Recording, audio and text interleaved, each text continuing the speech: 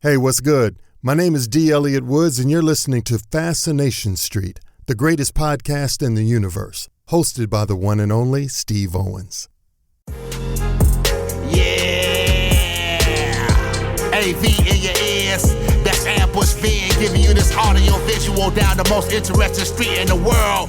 With my boy Steve, Fascination Street, you already know. Let's get it when you whip in the Fascination Street. What do you...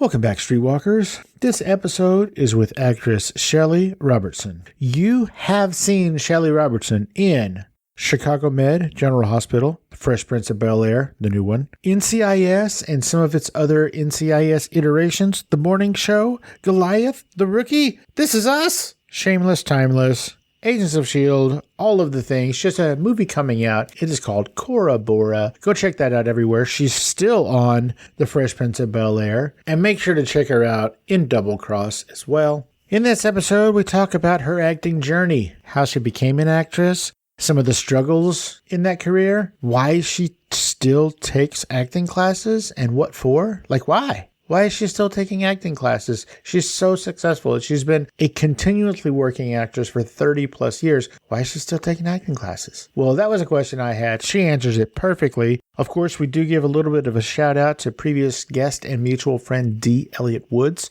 He is such a great dude. If you didn't catch his episode, go back and check it out. It's D. Elliott Woods. The guy's amazing. So we talk about him a little bit. We blow a little bit of smoke up his tuchus. And we also talk a bit about parenting and finance and teaching finance to our children. We go all over the place. It's a big fun time. Shelley Robertson, new film Cora, Bora, and this is my conversation with a veteran actress who is currently in everything, Shelley Robertson. Prepare to be fascinated. Prepare to be fascinated. Prepare to be fascinated. Welcome to Fascination Street Podcast, Shelley Robertson. How are you doing today? I'm fantastic, Steve. Thank you so much for having me. It is 100% my pleasure. Ladies and gentlemen, this is Shelley Robertson. You've seen her on everything. Oh my gosh. Check this out, guys. And this is just a partial list. This is just the stuff that I think is cool. We got Chicago Med, General Hospital, Fresh Prince of Bel-Air, the new one, NCIS and some of its other iterations, The Morning Show, what? Goliath, The Rookie, This Is Us, Shameless, Timeless, and Agents of S.H.I.E.L.D. And those are just the ones that I think are cool. Now, I know all of you listening are going, what? This super manly dude thinks General Hospital is cool? Let me tell you something. When I was a little kid, back in the old-timey days when we had a rotary television, I was so into General Hospital. This is the dumbest thing I've ever said on the show. When Frisco and Felicia got married, I skipped school and recorded it. But this was before VHSs. So I recorded it on an audio cassette by holding a boombox up to the speaker on my shitty TV because I was so excited that Frisco and Felicia were getting married. Wow. Okay, so that's enough about me, probably for the rest of the year. Shelley. No, that's so cool. You know what? I was addicted to all of the ABCs. It was General Hospital. No, I think All My Children was first, then it was General Hospital, then it was One Life to Live, one right after the other. Uh-huh. So I can completely relate to that. Completely. And I think the last one right before the cartoons started was The Edge of Night, which didn't last very long, I don't think. I don't think I ever watched The Edge of Night. I don't think I didn't watch The Edge of Night, but I did watch the ABC shows. Okay, so Shelley, what I like to do is I like to start from the beginning. It helps us understand how the guests got from where they were to where they are. So I think you're from Philly, but help me out. Where were you born and raised? Where'd you grow up? I am. I'm from Philadelphia, PA. I'm from Philly, Mount Airy, Germantown area. All of my friends, though, it's a really big Philadelphia connection out here in Los Angeles. And my friends tell me I have to give my Philly card away. Because I left Philly when I graduated from high school and I never really went back. So since I didn't live there as an adult, there's so many things I didn't experience and don't know about Philly when people are talking about them. But I still claim it. It's still my city, the city of brotherly love. I love it. You had gotten a degree and you were working, I don't know, like as a public servant or something. You were doing something in public stuff, like public government or something like that. But your goal was to get a master's degree in public administration, right? I went to school, went to Emory University in Atlanta, Mhm. and I stayed down there when I finished. The goal was to get a law degree. I was headed to law school. Oh, snap. Right. But I went to, in between, I decided, oh, well, maybe because I was working in city government at the time in Atlanta city government under Andrew Young. And I decided to get a master's first at Georgia State in public administration because I thought, oh, city government is interesting.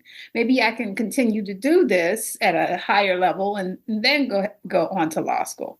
So I got about halfway through the master's program there at Georgia State before the acting bug bit me. Also, if I understand correctly, you started out just like somebody was like, hey, you should do modeling. And then you went and took some pictures and then your modeling agent like sent your stuff off to commercials, right? Is that right? Actually, I got some pictures done. The agent that I took them to, I didn't realize was really a television and film agent. How did you find this agent? How did I find? It was Ted Borden and Associates, and he was, I think, the only African-American agent in Atlanta at the time. And I don't even know how I found Ted. To be honest with you, I have absolutely no idea. Well, it's been a minute. No idea.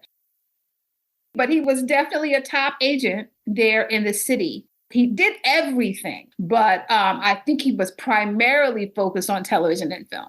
So when I went over to him, he started sending me out on everything, and I was booking commercials and. Okay. So was there any preparation for that? Because I mean, this, as far as I can tell, this was not in your long-term plan was to do any of this stuff. So you're just, you got your nose down. You're just trying to get a master's so you can be a lawyer and do all the good. And then all of a sudden, this dude's sending you out to auditions. Like, was there any training? Was there any prep? Was he just like, hey, go see what happens? Like, how did that all manifest? How'd that work? Let me tell you what my training was. My training was in my grandmother's house. She had a walled fireplace in the middle. It was all glass. It was actually all mirrored.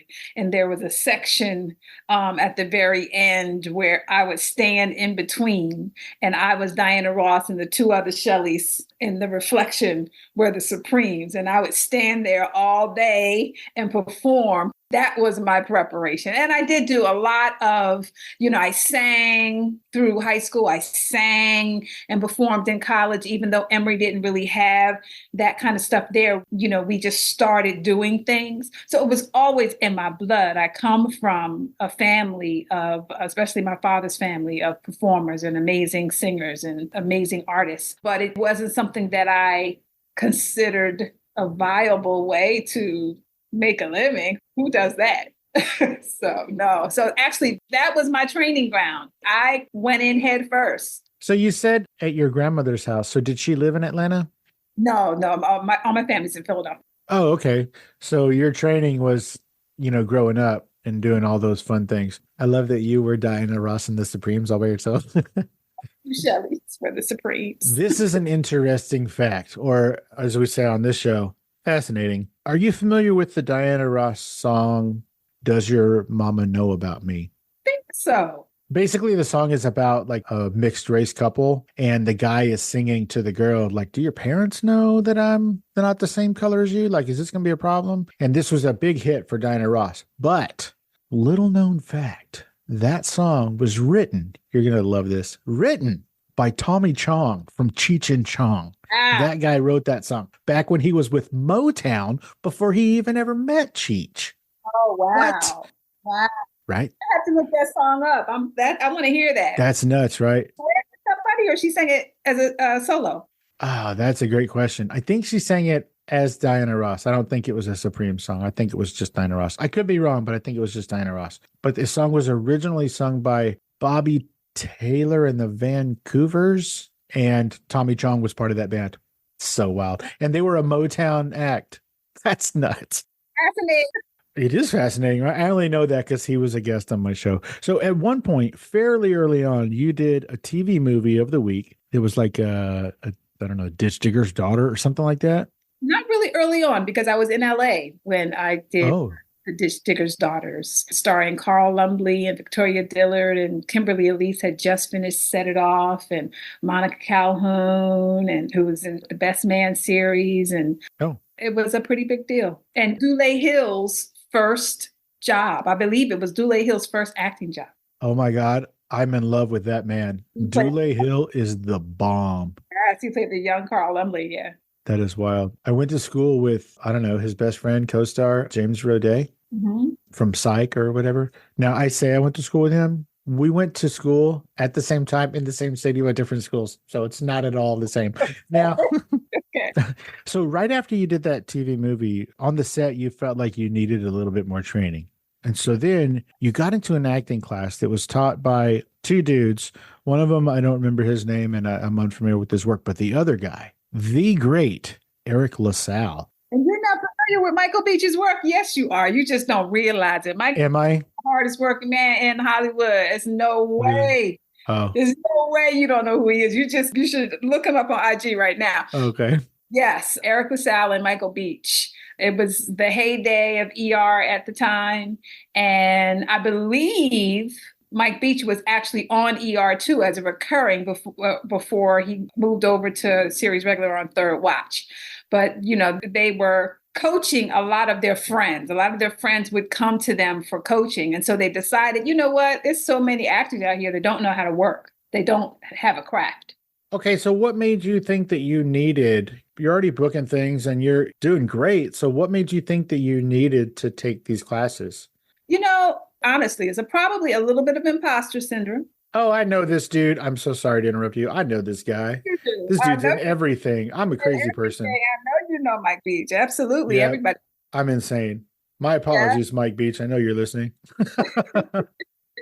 Probably a little bit of imposter syndrome. The way I kind of got into the business and started working. And then I had so many friends who had masters of fine arts and had studied, you know, drama. And I was kind of winging it well, just based on a natural vulnerability and a courage. But when you get on set, it's a very different experience. When I first came to LA, I had done a lot of theater, which is a great training ground. But when you get on set, you've got to do 10 takes, you know, and you've got to deliver 10 times. It's a different way of working. And I think at that point in time, when I did Ditch Sticker's Daughters, working with these, you know, incredible actors, I delivered and it came out really, really well. But I just felt like, you know what, I need to learn how to break down a script. I need to learn how to figure out what it is I want in a scene and go after it. I need to learn how to tap into certain emotions and what I need to tap into in order to deliver these things on cue. And that's a craft. You know, it's not just something that you naturally have. That is something that you have to learn. So was it a piece that you didn't know you were missing? No, I probably always knew I was missing it, but I wasn't gonna, because if I had to do it all over again, I had an opportunity when I was in college, my freshman year of college. The Black students got together and we put together this musical. And there were these two guys at Emory. I don't remember what they did, but they did something creative and they were producers.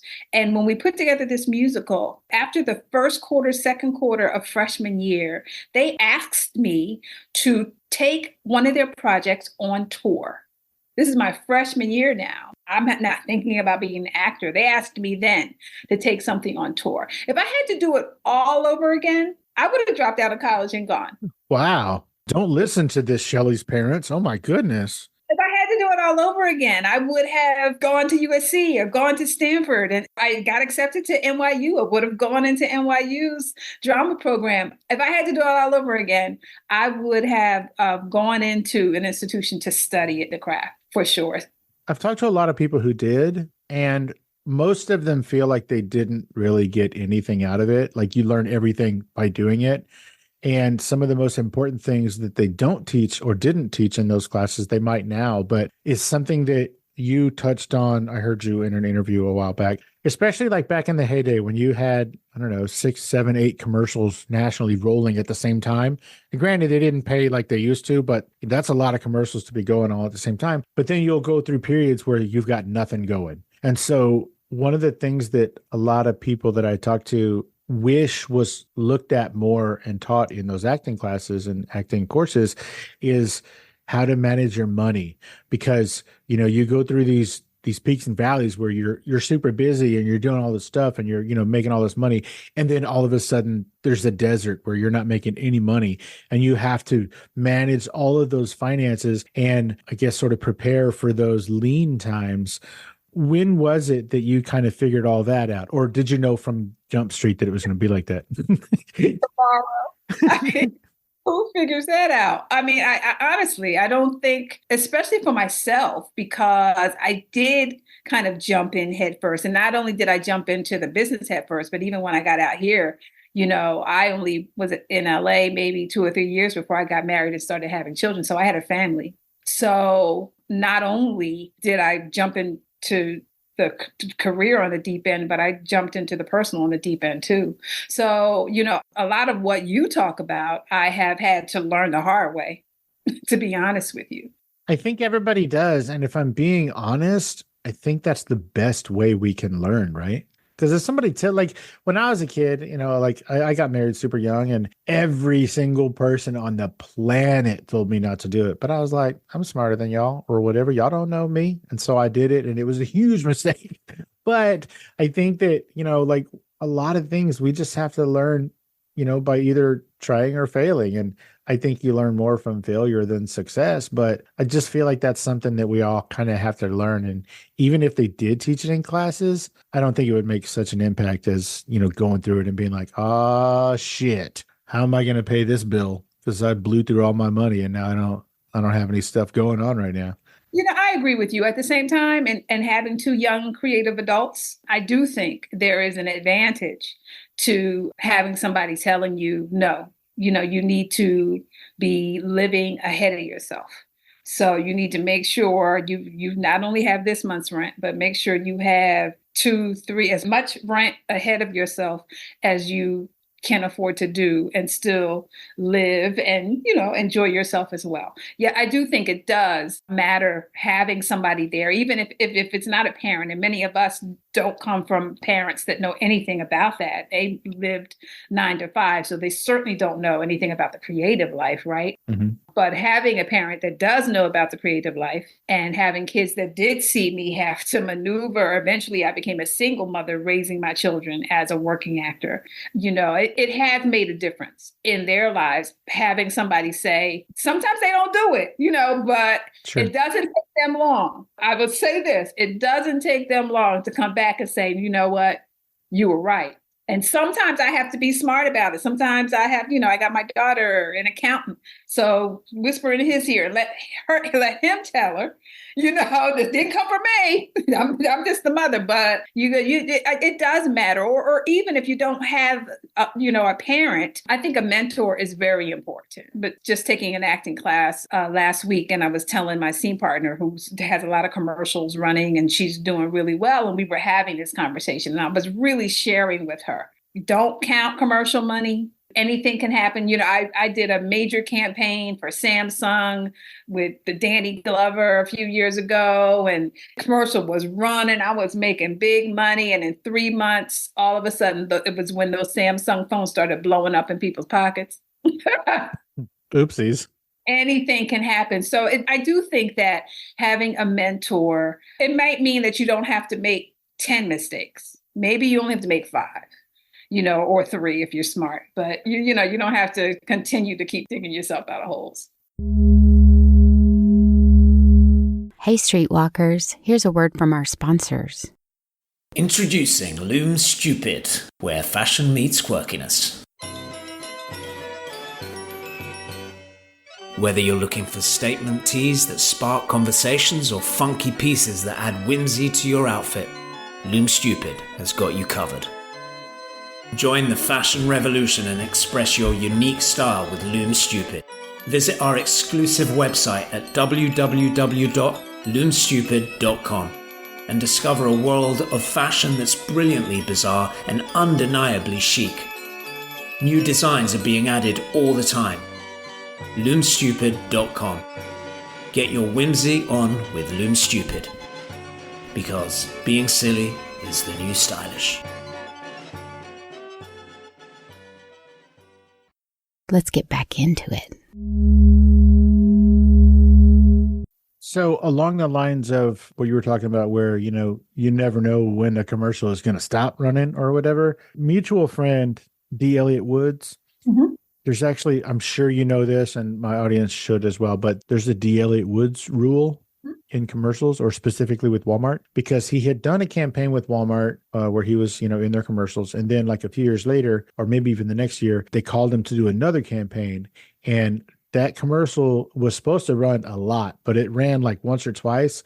And then a bunch of people who saw it complained that that guy had a different family in a different commercial. And so they just stopped that whole campaign. If Elliot was counting on that money, then he would have been screwed, because they just ended that campaign nobody could have predicted that some idiots would complain that he had another family. Exactly. And nobody can predict anything, especially in the commercial world, just period. Honestly, we see people right now that are on series, and then they can get a call tomorrow morning saying it's not being picked up. So you live in a certain way, and then all of a sudden you don't know when that next job is going to come or where that next paycheck is going to come from. And it might have been a nice paycheck, but whether it was a small paycheck or a big paycheck, it has stopped. Mm-hmm. And you have to now figure it out, and you're back at square one. And that's not a complaint. That's not a critique. That's just the business that we're in. Indeed. And so I agree with you with what you have been getting from the people that you've been talking to, that I do think that is the business side of the business is an important aspect that should be really fully discussed. And as one of the major conversations now that's going on in Hollywood, with it being so hard after the strike, not just for the artists, but also for our agents and people's managers. You have agencies closing, there's an agency right now that closed not too long ago that had been taking people's money, so you have to also now begin to have the conversation of how to manage your money. Now, how to figure out where it's coming from, when it's coming in, what you're due. And it's a really difficult task to do out here, to figure out where how much is owed to you, when it's coming, where it hasn't gotten here. And I have to imagine that it gets even more convoluted and more complicated to keep track of all that stuff, with all of the streaming, and then there's all the deals from the strike, and then there's AI coming in. Like, it has to be just crazy complicated. So I really do wish that there was more teaching of that. And, acting and creativity aside, I think that in this country, I think we do a pretty bad job of teaching people how to manage their finances in school. I agree. And, Period. Sure, the school system can be like, well, that's kind of up to the parents, but a lot of parents in this country never learn that stuff anyway. They never learned it. Exactly. Oh, you said that you were talking to this young lady in an acting class last week. So that means, ladies and gentlemen, even after years in the business, Shelley is still taking acting classes. Tell me why. I stay in acting class. Why? You know what? Primarily because any instrument has to be practiced. Any instrument. And this is our instrument. This is my instrument. In order to play it correctly, in order to know how it sounds when I do this and know how it sounds when I do that, I have to continue to work it out, even when I'm not working on a gig. As well as, too, the business sometimes changes. The creative part of the business sometimes changes. If you go back, not even maybe even 10 years, the acting was a little different than it is now. And then if you go back 20 years, people were doing something a little different. Oh my God, if you go back 50 years, they're talking like this, see? Like, what? Exactly. Things change. And if you don't kind of keep up with that, especially as a seasoned, mature actor, sometimes we get set in doing things a certain way, and that can hinder continuing to work. Because sometimes you need to work with some of these little youngins and understand how they're doing things, because they may know. My daughter gave me a book for my birthday, which is incredible. Happy birthday. It was last July. It's coming up. Happy birthday. Last year. 2 months from now, then. Thank you. It's by Rick Rubin, called The Creative. The Rick Rubin? The Rick Rubin. I think it's called The Creative Mind, I believe. Okay. But it's creative something. Everybody should get it. It's an incredible book. But one of the beginning chapters, and it's a profound chapter, he talks about the mindset and the perspective that I am just beginning. and that we should always hold on to that perspective, never thinking ourselves that we know it all, that we have figured it out, to always be learning, to always be growing. I am just beginning. I have it taped up on my door right now. When I leave my home every day, I see it. I am just beginning. And that mindset, I think, keeps you open to, well, what is more for me to learn? What's more for me to learn about what I can do? I did a scene in class last week. When she first gave me the scene, I was scared. I was like, I can't do this. I can't do this. Right. And I did it. And that's me doing it. I was the oldest person in the class. So yes, I stay in acting class. Absolutely. And I may move around. I may, if I'm working on this particular thing right now, like if I want to find a teacher that's really specific about just doing self-tapes, then I'll find that. If I may move around to different people, but it's important, I think, to continue to hone that craft. What do you think is the biggest thing that you learned from Michael Beach and Eric LaSalle's class all those years ago? Oh my God. I know you took that class for many, many years, but what do you think is... Really? We only did it for about three or 4 years. That's a lot. That's a lot. It was, yeah. It was a lot because it was so much for me. It was exactly what I had asked for, which was a way of working. But one of the main things that I learned from them is that you really can't change your acting until you change your life. How? What does that mean? Certain things, like certain tenets of the work, like victims are never interesting. We never are interested in watching a movie where somebody is playing at being the victim. They're always trying to win. They may not be winning. They might be losing horribly, but they're always trying to win. They're always going after it. That's always their objective, is to win, to win, to win. And I think when you take that on in your life, then you're able to really kind of communicate that in your work. When we finished taking the class, we all went out to dinner, and I made Eric and Mike these little books of all the little sayings. They were full of all the little sayings that they had said through those 3 or 4 years of taking that class. I left there with so many pearls. And it did change. It changed my life. It changed my career, but it also changed my life dramatically. I love that. You said a few minutes ago that, shortly after you got to LA, 3-4 years or whatever of getting into your career, you got married and had some babies. How did that change your ability to get jobs and even your ability to go on auditions and things? Like, how did that change your acting career, getting married and having kids right there at the beginning? You know what? It expanded mine. When I got married and, we were pregnant with our first child, everybody, of course, he was a starving musician. So, his family, everybody was like, oh, so I guess you guys got to go out and get a real job now. You got to get a real job. And I was convinced, I don't know, maybe it's the disillusionment, but I was convinced that this soul picked us because for whatever reason, there was something that she needed to learn from these two artists. And that the only way that we could show her how to move towards her destiny was to move towards our own. And I was convinced of that. And I have to say, I don't want to make it sound like it was easy, because it wasn't. Even after the marriage was over, I had some difficult years here and there, but I never stopped working. The last 9 to 5 I had, I don't know, 40 years ago. We say years ago. That's what we say. Oh, okay. Years ago, So I don't want to make it sound like it was easy either. I remember going back to talking about the Dish Diggers' daughters. My daughter was 10 months old at the time. And my husband and my daughter and I all went down to North Carolina. The family came with me when I was doing this movie of the week. I was still breastfeeding. And at the time, my daughter's 28 years old. So this is almost 30 years ago. It wasn't like it is now. They were like, you got to go pump. What is that? Do you know what pumping is? I have kids, yeah. But back then, breastfeeding was just, people still were giving formula. So it was like this new thing. What are you talking about? It wasn't like it is now. So even the business has grown too. I had friends that take their kids on auditions with them now. And, when I was doing it, I got a lot of nasty eyes. But I did it because it was what I needed to do. And I was making money at it. I was working. So I wasn't going to stop. It was the way I was feeding my children. So yeah, it was a blessing that I was able to continue to work as an actor. Speaking of the industry changing with regard to that, I think many years ago, Shonda Rhimes of Shondaland, I think doesn't she have like on-set daycare and all kinds of crazy stuff like that just to make it easier? Because let's be real, all that stuff is a necessity. Absolutely.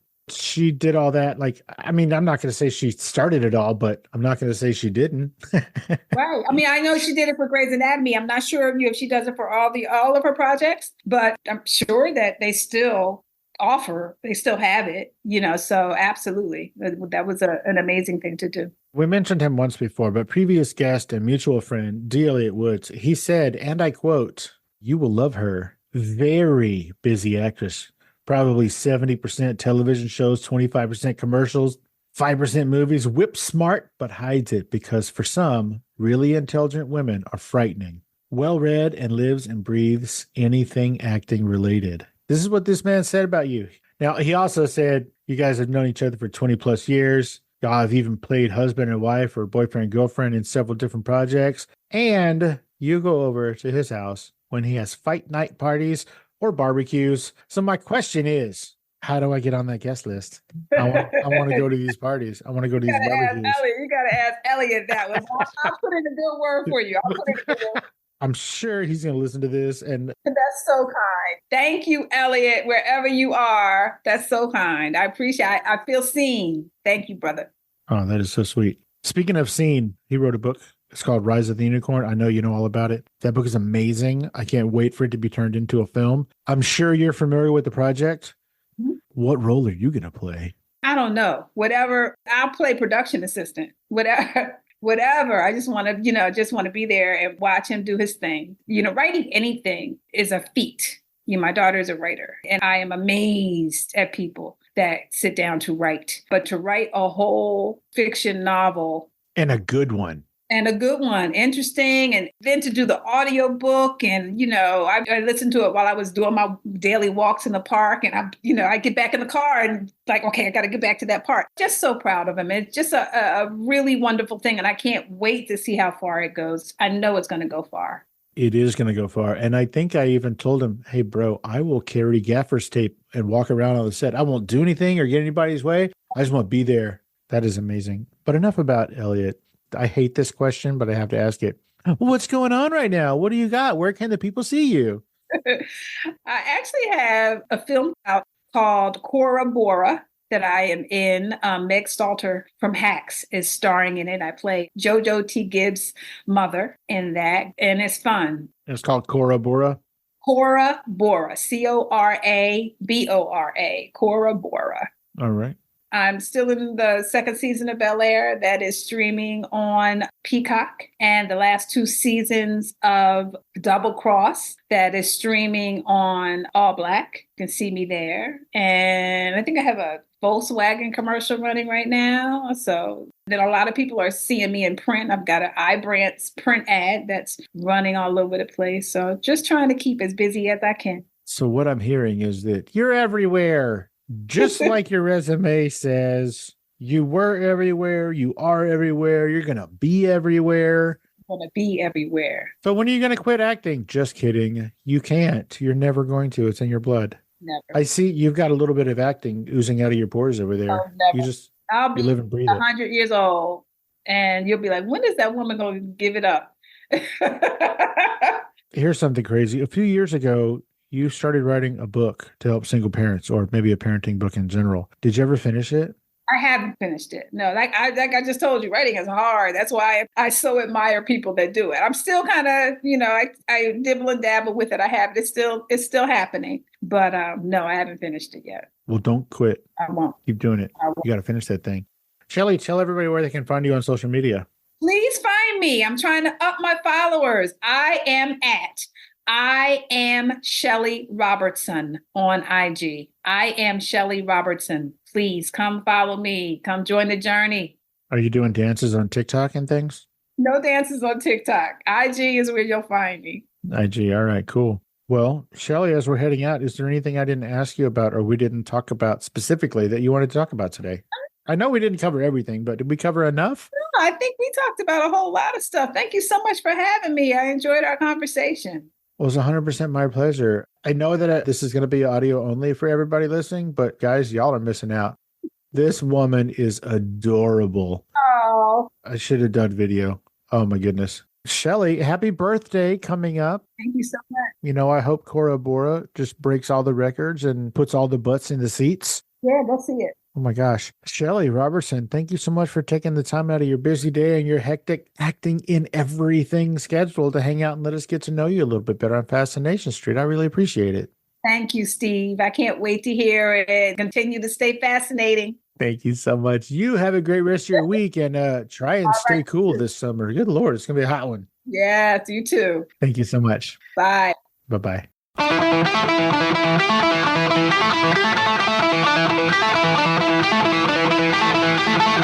Opening music is the song FSP Theme, written, performed, and provided by Ambush Vin. Closing music is from the song Say My Name off the 2021 album Underdog Anthems, used with permission from Jax Hollow. If you like the show, tell a friend. Subscribe and rate and review the show on iTunes and wherever else you download podcasts. Don't forget to subscribe to my YouTube channel. All the episodes are available there as well. Check me out on Vero at Fascination Street Pod and TikTok at Fascination Street Pod. And again, thanks for listening.